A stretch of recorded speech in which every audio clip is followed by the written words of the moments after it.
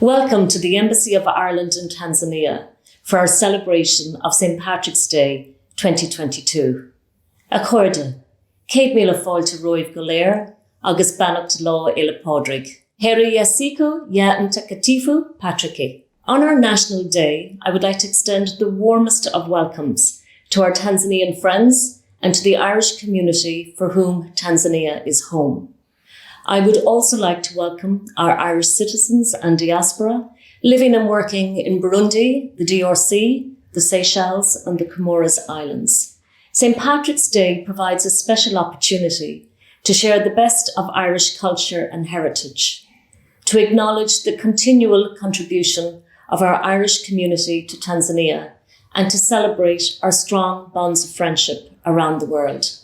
To begin our celebration today, it gives me great pleasure to introduce Céad Míle.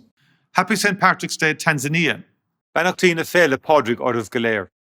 Tá áthas orm a bheith caint lebanúh thar ceann mhuintir na hÉirden, agus lá le pádraig á ceiliúradh going in ngár is a géin. Gach áit inar féidir ló, tá ár mhuintir ag ach cheangan leis an bobal má gúrd. Ár bobal ag ach cheangal le na chéile, agus éire ag ach cheangal leis an domhan. Mar sin féin, tá scá ár geiliúradh imlíne leis an déan leathas agus rial dlí fí bhagart. I'm delighted to be able to speak to you today on behalf of Ireland. Our celebrations this year are tempered by the reminder that democracy and the rule of law can never be taken for granted. And so, this year especially, let St. Patrick's Day be a moment to recall and to extol human fellowship, empathy and solidarity, true values of a republic. For let there be no mistake, this is a decisive moment for democratic freedoms and values everywhere. 100 years ago, our country was taking our first decisions as a sovereign democratic state. An early act on the international stage in 1923 was to join the League of Nations. Multilateralism and international cooperation has shaped who we are from the very start. In 1955, we joined the United Nations. 3 years later, our service as international peacekeepers began. Ireland today has the longest unbroken peacekeeping record of any nation in the world. Peacekeeping is a proud tradition ingrained in our culture. 50 years ago, we voted to join what is now the European Union, a union formed in the ruins of war to create unbreakable bonds of peace across Europe. Our European Union membership has added new rich layers of identity, of belonging and of solidarity.